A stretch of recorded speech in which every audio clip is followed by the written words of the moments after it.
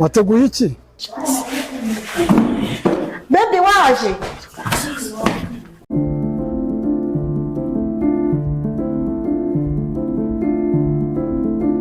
Fora kantu nkuzaniye be. Baby uri he? Fora kantu nkuzaniye. Baby ntago mbizi. Ni impano. Nkuzaniye akantu ngasize mu modoka. Nkundize zamaraje akaza. Ndaje mbwire zamakaza. Baby. Ariko meze neza be. Baby meze neza nuko numva nari ngukumbuye nta kindi kibazo mfite. Fresh?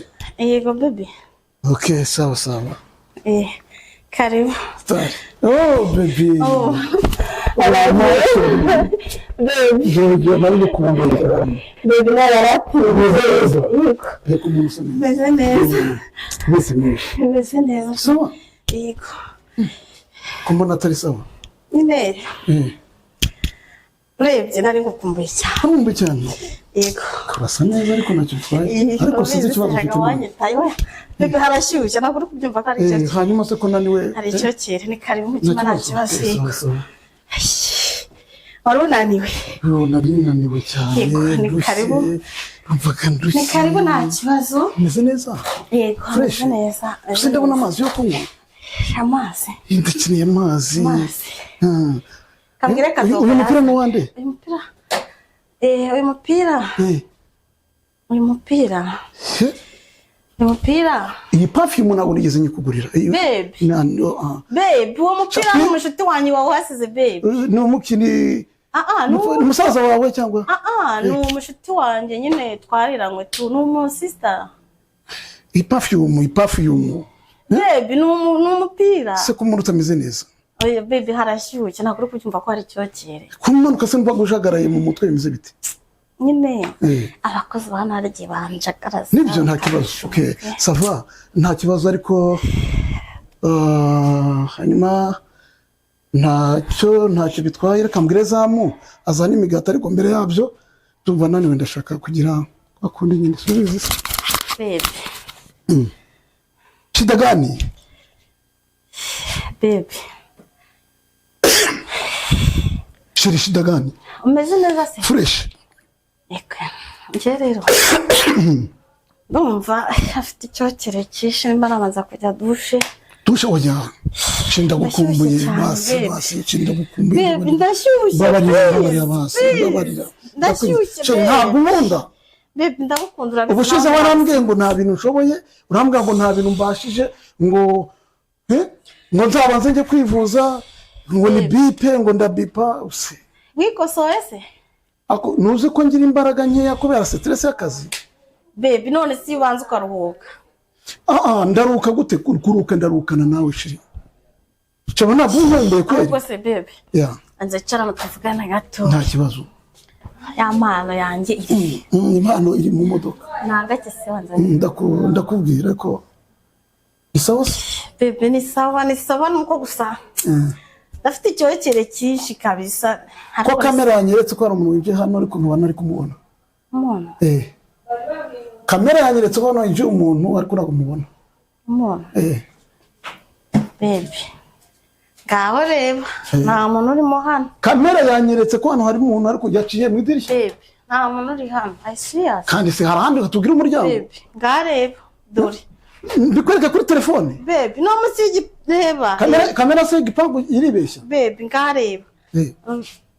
Wenda wasanga abashyitsi baje gusura bari abagenzi. Ntabwo wacinyuma ndabizi. Mase ujye kwanza gukara cyangwa twiryamire. Babe, wowe buryamye sibyo? Buryamye. N'ubundi barabimbwiye. Ntabwo nkunda. Babe, sonyizera amafaranga. Sonyizera ndabizunanyitaho basi. Wowe buryamye reka njye gukora dushe gatoya. Navuye icyokere cyinshi. Ariko meze neza. Yego meze neza. Ntacyo. Ndagabura ariko sheri. Sheri. Ndakwemera. Arambwira ngo ushaka kunca inyuma. Ntabwo wabikora. Ntabwo wabikora sheri. Wowe buryamye kanje.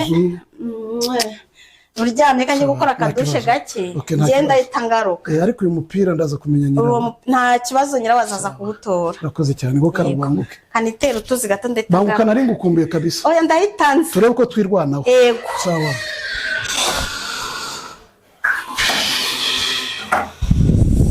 Inzu cyashya se. Uyu mugore umugore wanjye arankunda ntabwo yabikora baramubeshyera bariya ni babandi ndabizi ni ariko uyu mupira ariko mufashe ariko umugore wanjye ntabwo yabikora arankunda perfume ntabwo nigeze nyigura kandi nawe si imuriho iyo namugure ni imuriho ariko itandukanye n'iri kuri uyu mupira ariko Imana imbabarire nshobora kuba ndi kwibeshya umugore wanjye arankunda yego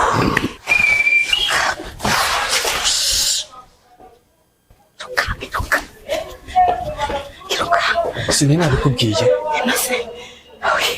ntabwo nari nzi ko ari buzima njye nabikubwiye Yesu bari wabwiye ngo iyo ageze ku mupaka ngaraguhamagara katigeze Imana ishimwe banza asigaye anyeka nabikubwiye Imana ishimwe kubasanze nta kintu turakora ariko nyacane numva njye nanjye no kwigira n'ubwoba noneho ubutatuza yatujyanda atari hano mu rugo kira gikozi cyazaturaburiza ko nacyo bakireba azaturaburiza urani n'umukozi wawe hano urukozi rwa gusa nawe ari bwa bifu nako nabandi ngiye kugenda mugurira akantu gira ati nta bifika nzahita mwirukana nta kintu azavuga ko akunda amafaranga ndamuha amafaranga rero irukanga ndaguha amafaranga kuri telefone genda Yesu Mama naje nabonye kado hagarika rero hagarika ibyo bintu byawe uri gukora kado mana yanjye singuye ngo hagarika ibintu byawe uri gukora mpaye ngakora akazi kanzanye ubonye iki amaye ngakora ubonye iki ndakubaza ubonye iki wana ndakubajije ubonye cyangwa ukombetira kirete wana mawu ntabwo reka gukina nanjye kandi reka gukina nanjye wabonye umva rero nkubwiye tega amatwi uraramutse ubwiye bosi wanyica usibye no kukubwira umurambo wawe wanyu ntabwo bazawubona mbabarira mawu nasize umugore mu cyaro ntacyo nabonye banza wumve ariko mfite umugabo mwiza babiri kintura ibintu ndi kuvuga uri kubyumva banza wumve ibintu ndi kukubwira wowe koko icyo wakimena umutwe ubundi wanyu ni hehe uswa akanya nawe ushyinguranye kwa kanakubura agahura n'irengero ryawe ndakubaza ngo ibintu se iki kintu ubundi ujya ukaraba mabu ntacyo nabonye ndi kukubaza ngira kirete ujya unayigirira isuku ndimo ndakubaza hari ikintu wabonye yari yambaye ipantaro y'umukara yari yambaye ipantaro y'umukara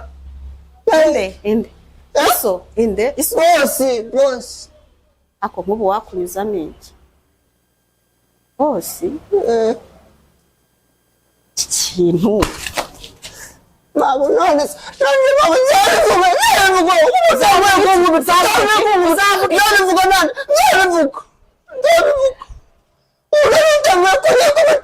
uzavuga iki mabu ushaze twaganira mabu uzavuga iki nyine uzavuga iki ko aricyo ndi kukubaza nagize uzavuga iki igikorera hano ufite kamera yaje amaso yanjye ni kamera aka kanya leta kuzingisha aka kanya nakuzingisha imyenda ugasubira iwanyu nanjye naziga bivuze akangira ati kamera iri hehe wigeze ufata video iri hano bose muri interineti harimo kamera wowe se nawe nazo ufite zirimo kamera ni wowe uzifite tugande gace mabu mwaro gace umva tujya inama wakina kanyine nuko ushaka kundusha kanyine umva wakinuwe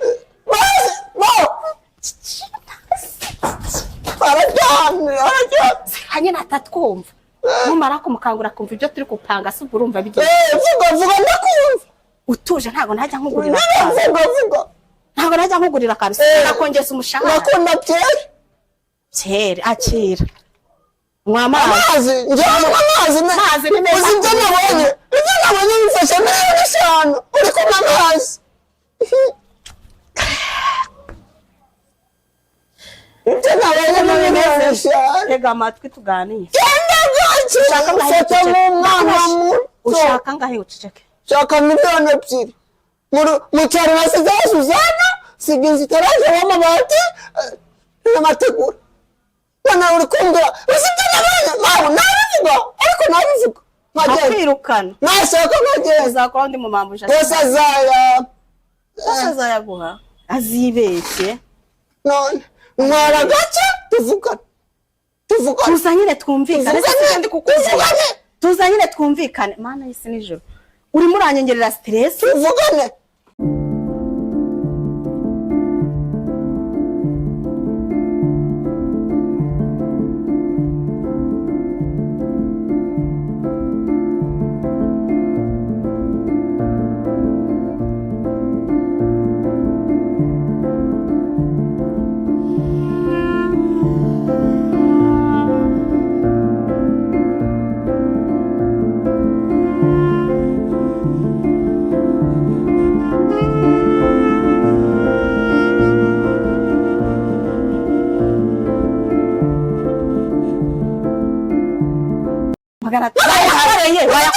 Genda bimubwire.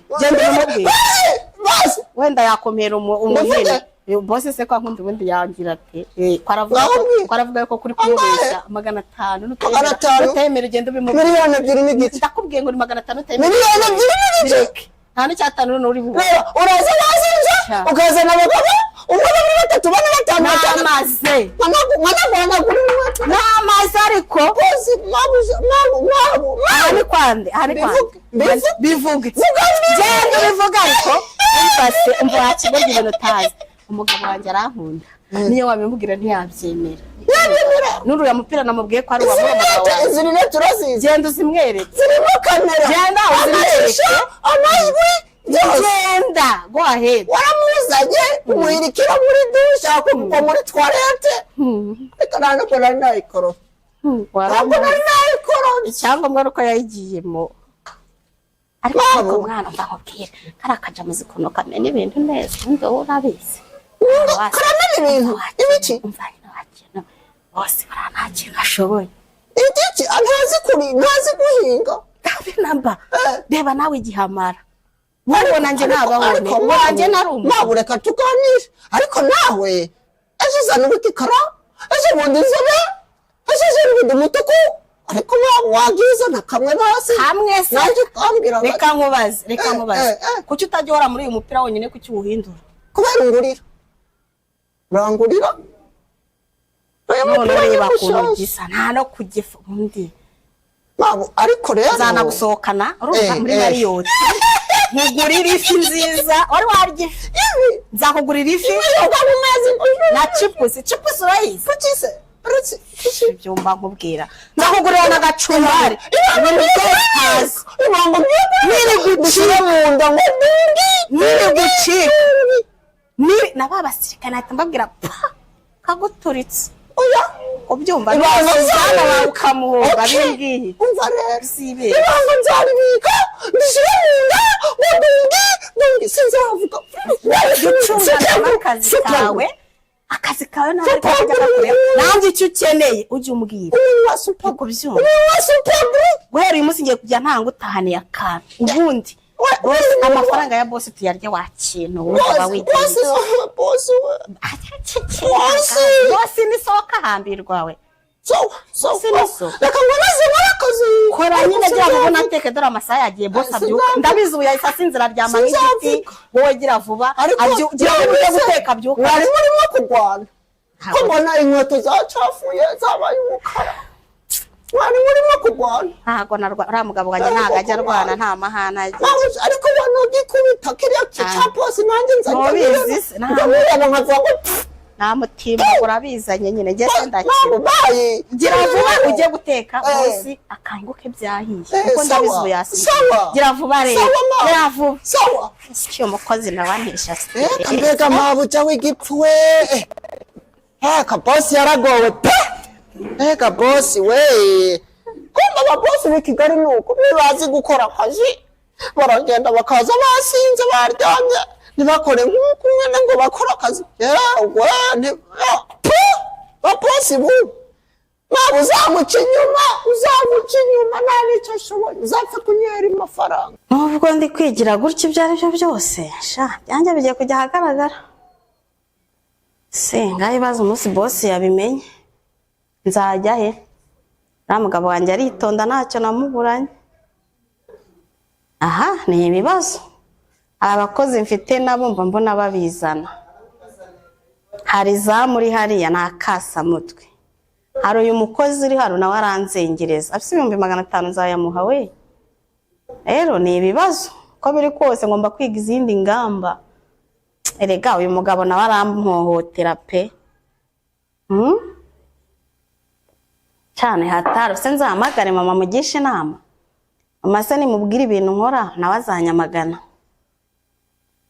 ramuzamu uri ku gipangu ngiye kuzamwirukana ninumva yatunguye ijambo na rimwe avuga ngo agiye kubibwira boss zahita mwirukana uyu nawe nakomeza kubizana nawe nzamucisha kuko business yanjye ntago nayihagarika we uyu mugabo nawe aranyica mu mubiri aramuhotera pe ariko nakundi ivyanga nzabigenza ihangana cyo kugumana nawe ukware nanone afite amafaranga muretse ntabamemutse ni byiza kongera guhura nawe sibyo ngaho amafaranga yarinjiye ni miliyoni zingahe miliyoni 5 muri uku kwezi yego miliyoni 5 ayasohotse nangahe ayasohotse ni 200 ndakeka yego miliyoni 5 yego gusa ndagukunda pe reka tubanze tujye mu mibare y'amafaranga uye ndagukunda hanyuma urankunda nyuma y'amafaranga none se uye ndagukunda ubaye iki kandi ndagukunda urankunda ndabizi ariko mfite umugore uyu mugore se bitwaye iki nyine wampaye rimwe urabizi twakoze ikosa gira rimwe ntabwo nzongera manje uye ndagukunda reka tupange iby'akazi amafaranga nayo yambere tuzabipanga nyuma nta kibazo uriya mugore ni mushyashya se muraziranye umugore wanjye mu kanya aranyura hano agiye mu kazi ubabaye nyuzanga uye ariko kuki tukapanga akazi ni ukuri pe si wabaye iki ni ukuri ndagukunda urankunda ndabizi nawe ndagukunda nese uriya mugore wamuretse nimureka bigende bite mureke twiyikorere business n'ubundi tuyirimo tuyikore neza tuyikore neza harimo urukundo urashaka ikibasi mwesheke ariko ureka ibintu ndaguha sheke ariko ureka ibintu nshaka urukundo ndarufite none naraguhaye naguhaye akazi ndaguhemba miliyoni reka turebe warumbwira miliyoni 5 Jacques ndagukunda ndabizi warumbwira ngo miliyoni 5 twakosomye ngahe 200 yakoze iki 200 yakoze iki harimo dépense n'ibindi bintu byinshi yego hanyuma amasima yinjiye nangahe yose ni hazi kamizinga nebyiri zonyine pe noneho se ngo banze wicare basi kuhagaze uya ntabwo nakwicara utaransubiza niba unkunda ndagukunda wowe se naguhaye akazi ndagukunda okay thank you so much ndagukunda kandi nawe urabizi nose naryamanye nawe nagukunda ako ntuzamvemo oya ntuzamvemo gusa pfa kunkunda ndagukunda ariko dupanga ibintu by'akazi business dupanga ibya business ibindi tuzabiteguranya ariko umugore wanjye uko mfuhira huye n'akazi ke nisi mushyashya nagufata huye si mushyashya nagufata uriya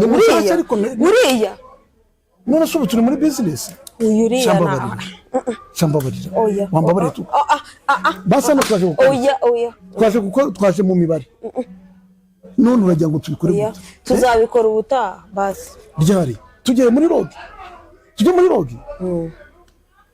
Usha tujye muri rogi ariko nanjye ndumva nanjye ndumva n'undi gihe maze ndumva igihe twigendere muri rogi n'ubundi igihe kibaye kirekire tugende mane tujye muri rogi rogi nanga shambure nanga ni 25 ni make tuzava mejo okay ni make cyane hanyuma ubwo ureba birangije unejo niko wabigenje imibare tuzayijya mu kibazo ariko nagufata